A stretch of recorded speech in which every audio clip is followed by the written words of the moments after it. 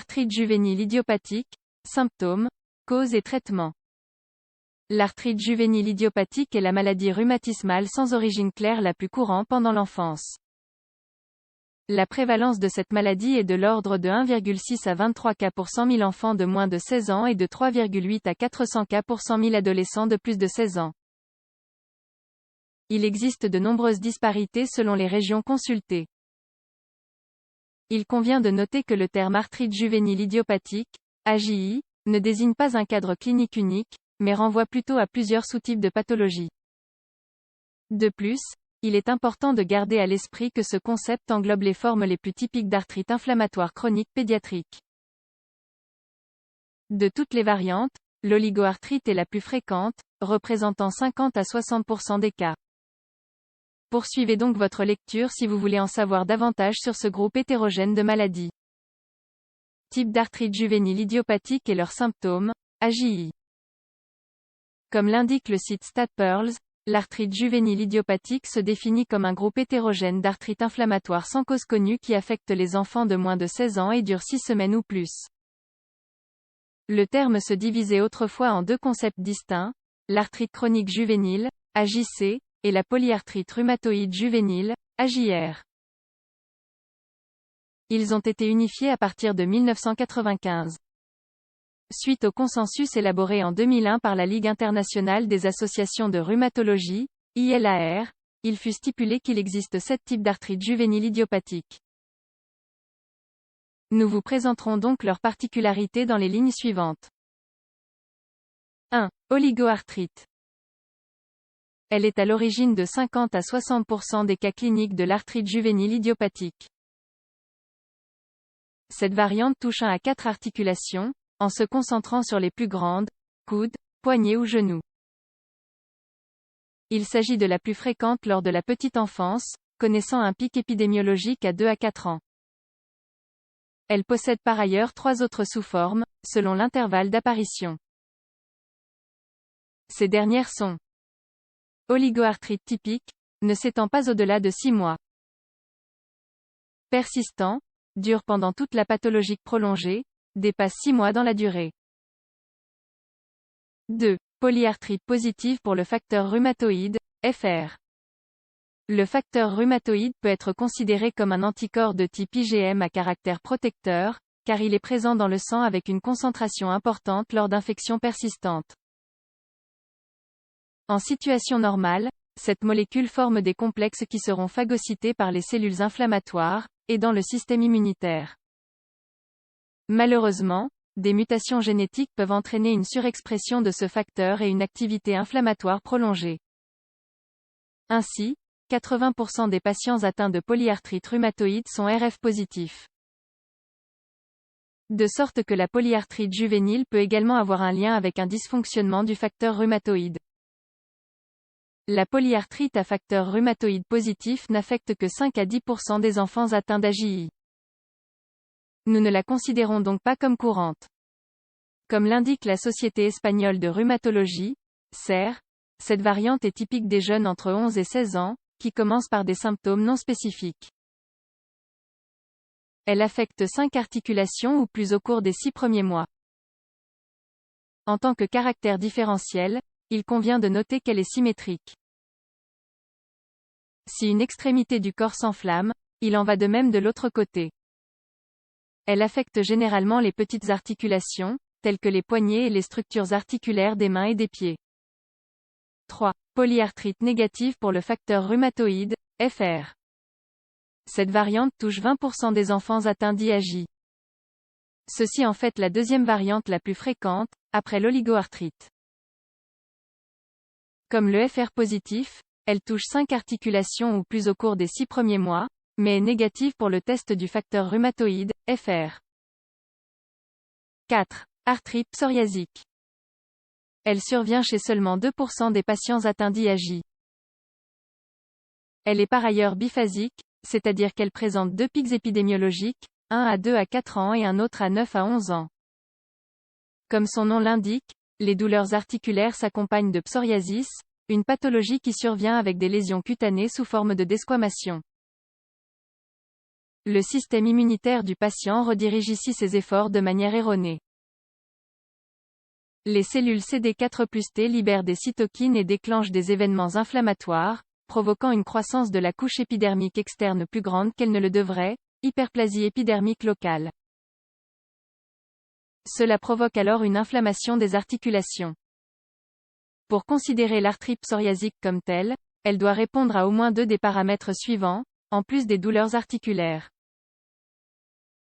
Dactylite. Inflammation des doigts et des orteils. Elle se produit souvent dans les doigts de tout le membre affecté, de manière simultanée. Les fossettes des ongles, lésions typiques visibles au niveau des ongles. Onycholyse, un ou plusieurs ongles se séparent du lit onguéal. Antécédents familiaux de psoriasis de premier degré. 5. Arthrite systémique.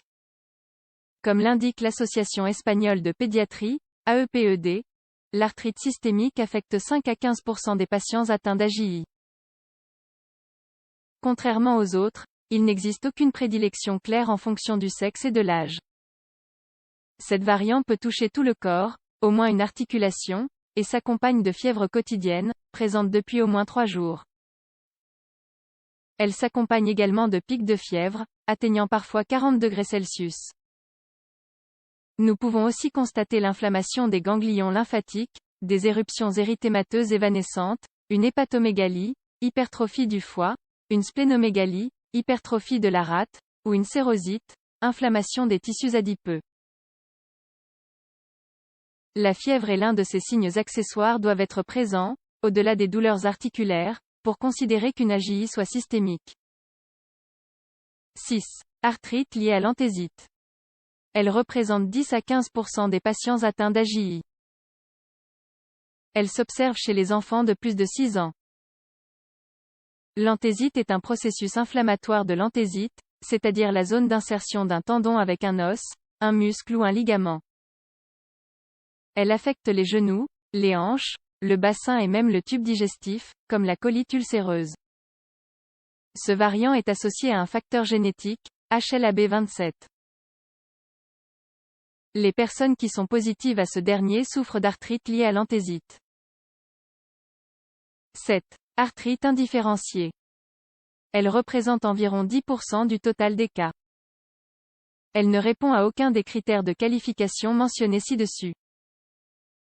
Il peut également s'agir d'un type de JA qui répond aux critères de 2 ou plusieurs des catégories répertoriées. Causes et facteurs de risque. Comme l'indique le portail Rhumatologie et Thérapie, la cause de l'arthrite juvénile idiopathique reste un mystère. On pense que de nombreuses variantes résultent de réponses immunitaires mal dirigées après un déclencheur exogène, comme une infection grave. Quoi qu'il en soit, il ne s'agit là que de spéculation. Le rôle d'agents pathogènes tels que le parvovirus, le virus d'Epstein-Barr, les bactéries entériques et d'autres déclencheurs possibles de l'AJI est actuellement à l'étude. Les résultats ne sont toutefois pas concluants. Les infections infantiles, le stress et les traumatismes semblent être les 3 facteurs qui, ensemble, conduisent à l'arthrite idiopathique. Ce groupe pathologique a également une composante génétique évidente. Il existe des variations d'antigènes leucocytaires humains, HLA, et de leurs gènes qui pourraient prédisposer à certains types d'AJI, en plus d'autres événements immunitaires, tels que l'uvéite. Complications possibles. Selon le site médical Pédiatria Integral, l'uvéite chronique antérieure est la complication la plus fréquente. Elle survient en effet dans 10 à 30% des cas.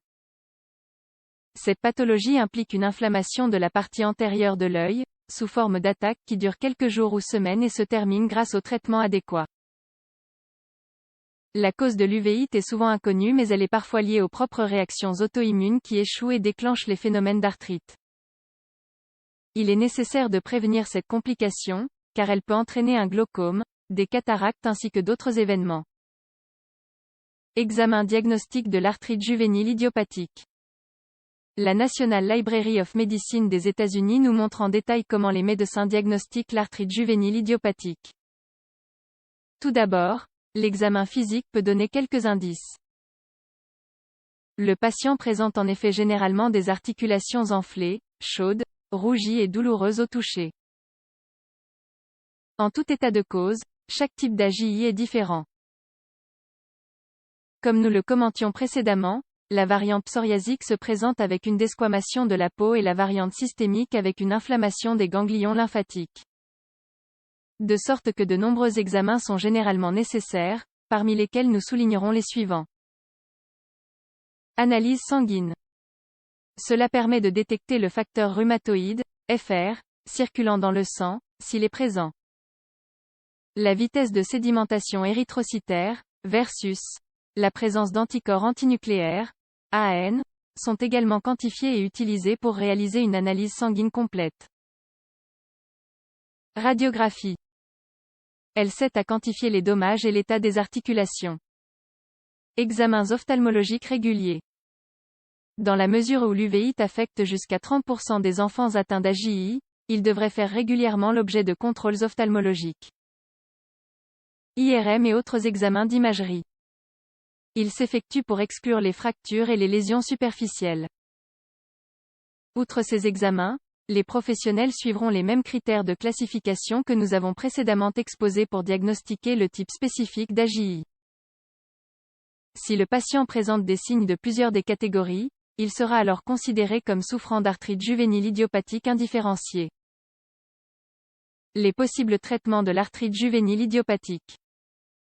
Comme l'indiquent les sites susmentionnés, l'arthrite juvénile idiopathique nécessite une approche multidisciplinaire gérant à la fois la douleur de la maladie et les éventuels effets psychologiques et pathologiques qui en découlent. Nous vous présenterons donc, ci-après, le traitement de deux points de vue différents mais complémentaires. 1. Traitement pharmacologique. Les anti-inflammatoires non stéroïdiens, AINS, sont le traitement à long terme de toutes les formes d'AJI. Il convient toutefois de changer de stratégie si l'arthrite est toujours aussi active 2 mois après le début du traitement. Seuls quelques AINS sont approuvés pour les enfants, le naproxène et l'ibuprofène sont les plus courants. Les injections intra-articulaires de corticostéroïdes s'utilisent par ailleurs largement chez les enfants atteints d'AJI, notamment chez ceux atteints d'oligoarthrite.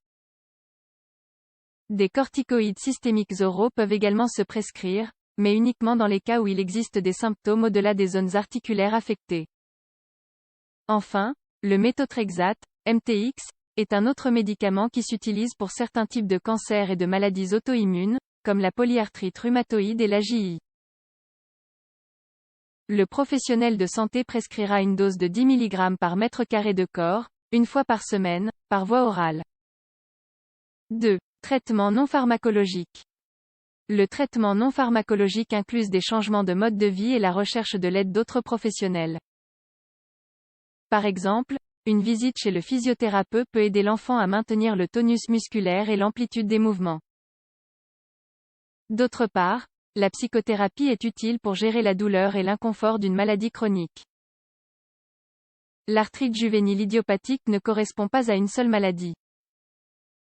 L'arthrite juvénile idiopathique ne fait pas référence à une seule maladie mais à un groupe de pathologies qui ont en commun les douleurs articulaires chez les enfants de moins de 16 ans, avec ou sans autres symptômes.